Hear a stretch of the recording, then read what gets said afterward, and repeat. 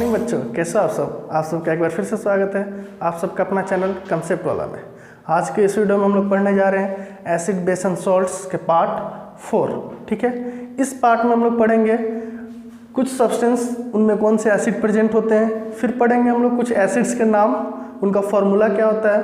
फिर हम लोग पढ़ेंगे acid base and salts. Acid और बेस का यूज़ हमारे डेली लाइफ में कॉमनली यूज़ होते हैं। और पढ़ेंगे कुछ सॉल्ट्स के बारे में, ज़्यादा नहीं पढ़ेंगे सॉल्ट्स, एक सॉल्ट्स के बारे में एटलीस्ट इस वीडियो में ज़रूर देखेंगे हम लोग।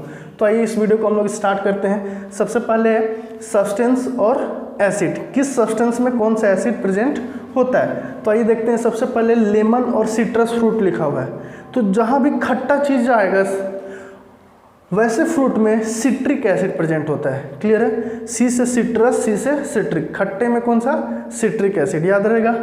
एप्पल में प्रेजेंट होता है मैलिक एसिड। एप्पल में कौन सा एसिड प्रेजेंट होता है? Malic acid. एंट और बी स्टिंग, जो चींटी काटता है तो दर्द होता है, या बी डंक मारता है तभी दर्द होता है, तो उसके स्टिंग में कौन सा एसिड होता है? तो फॉर्मिक एसिड, और उसी का एक और नाम होता है मिथनोइक एसिड। ऑप्शन में जो भी मिलेगा हम लोग ले लेंगे। फॉर्मिक होगा तो वो भी सही है, मिथनोइक होगा तो वो भी सही है, दोनों में से कोई भी आ सकता है, तो दोनों याद रखना में जरूरी है।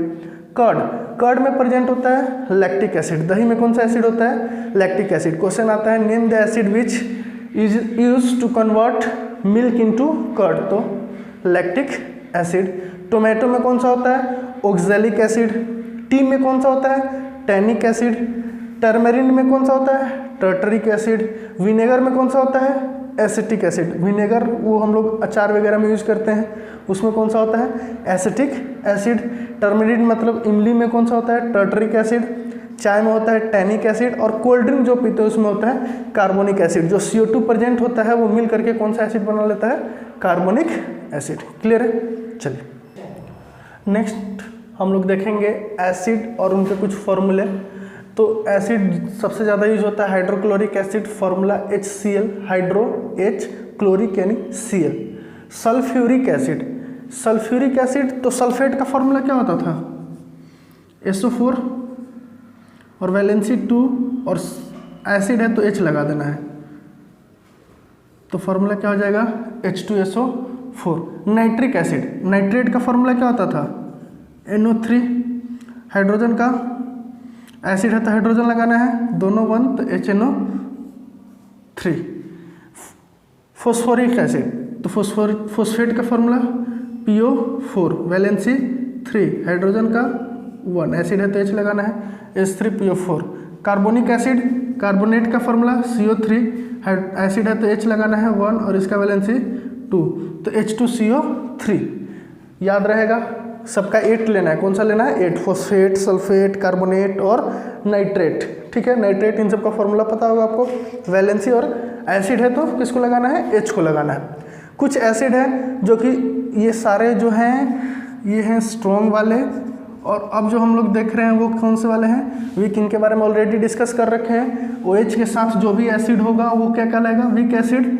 तो इनका नाम क्या है? एसिटिक एसिड CH3COOH, फॉर्मिक या मिथनोइक एसिड HCOOH, और लैक्टिक एसिड का CH3CH2COOH। ये सब अगर आपको अभी समझ में नहीं आ रहा है तो कार्बोनाइल कंपाउंड्स में इनके नेम हम लोग वहाँ पे क्लियर कर लेंगे। इनको और भी नाम, इनको हम लोग किस नाम से जानते हैं? इनको जानते हैं इथनोइक एसिड के नाम से, और इसको एक और नाम से जानते हैं प्रोपोनोइक एसिड के नाम से। तो ये सब चीज़ें क्लियर हो जाएंगी हम लोग जब कार्बोनाइल कंपाउंड्स पढ़ेंगे वहाँ पे। कुछ बेस, कॉमनली जो बेस होता है वो सोडियम हाइड्रोक्साइड होता है, NaOH, हाइड्रोक्साइड यानी OH, सोडियम यानी Na। मिल्क ऑफ मैग्नीशिया बोलते हैं मैग्नीशियम हाइड्रोक्साइड को। किसको? मैग्नीशियम हाइड्रोक्साइड को। तो इसका होता है MgOH का होल ट्वाइस।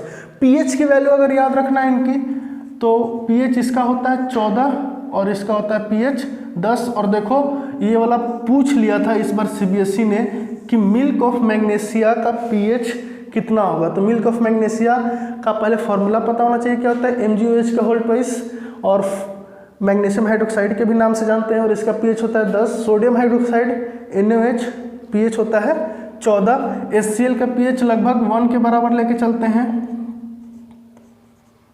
ठीक है, इसका भी 1 पॉइंट समथिंग लेके चलते हैं। ये भी 1 हो जाता है। ये सब मतलब ये सब क्या है, जो भी स्ट्रॉन्ग है वो क्या है, लेस देन 3 होंगे, और ये सब जो होंगे वो less than 7 greater than equal to 3। ठीक है, less greater than equal to 3, less than 7। Clear है। नेक्स्ट अब कुछ और याद रख लेते हैं। प्योर वाटर का पीएच क्या होता है? तो प्योर वाटर का जो पीएच होता है वो होता है 7, फॉर्मूला H2O। ठीक है। गैस्ट्रिक जूस,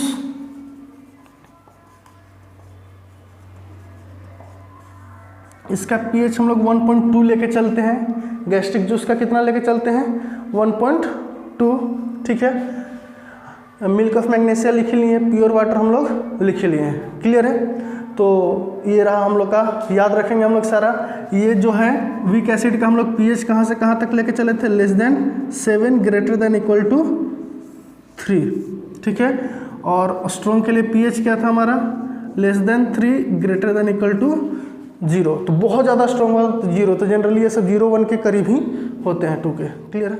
चलिए नेक्स्ट है importance of pH in everyday life. Everyday life में पीएच का क्या क्या इंपॉर्टेंस है?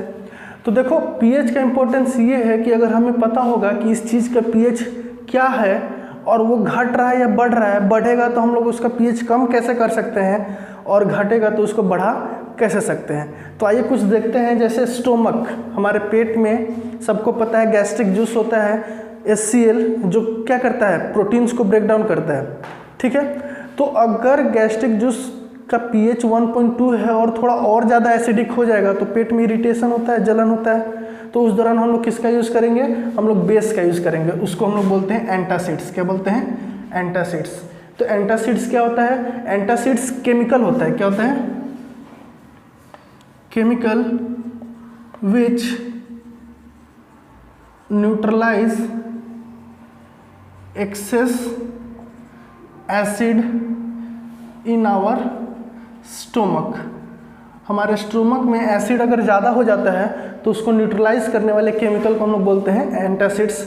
जनरली घर में इनो होता है, इनो जो हम लोग पीते हैं जब भी पेट में जलन होता है। ठीक है। तो वो क्या होता है? एंटासिड्स।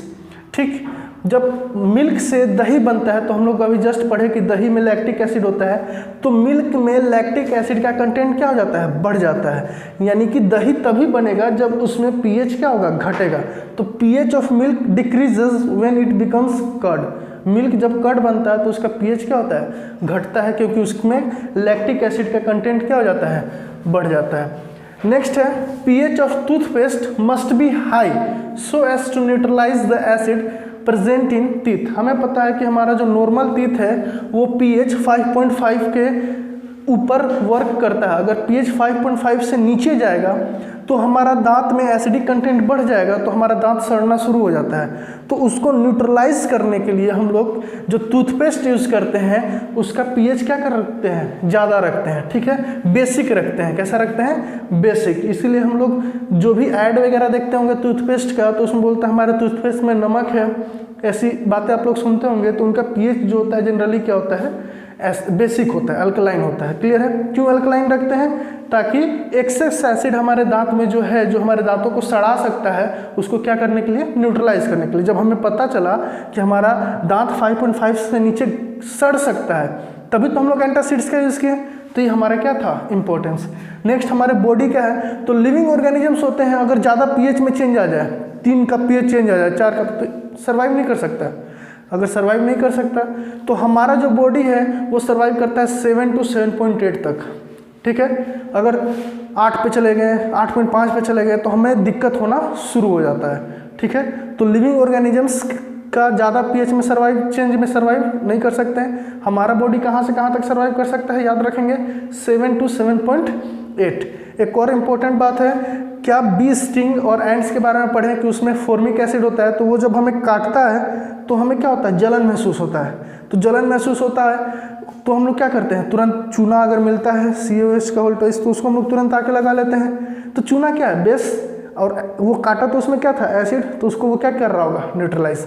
या घर में अगर बेकिंग सोडा होता है तो उसको लगाते हैं तो वो सब आके क्या करता है? न्यूट्रलाइज करता है। तो हमें पता है कि बी स्टिंग में क्या है, एसिड है, तभी तो हम लोग बेस का यूज़ कर रहे हैं। तो यही हमारा क्या है, इंपॉर्टेंस है किसका, पीएच का हमारे एवरीडे लाइफ में। क्लियर है? चलिए आज के लिए इतना ही रखते हैं, नेक्स्ट वीडियो में हम लोग आगे बढ़ेंगे। आज की वीडियो में बस इतना ही। अगर आपको वीडियो पसंद आई होगी तो वीडियो को लाइक कीजिएगा, ठीक है, चैनल को सब्सक्राइब कीजिएगा, बेल आइकन को भी प्रेस कीजिएगा ताकि मेरा हर वीडियो आप तक पहुंच सके और आप लोग वीडियो को देख सके सबसे पहले और सीख सकें। ठीक है, थैंक यू।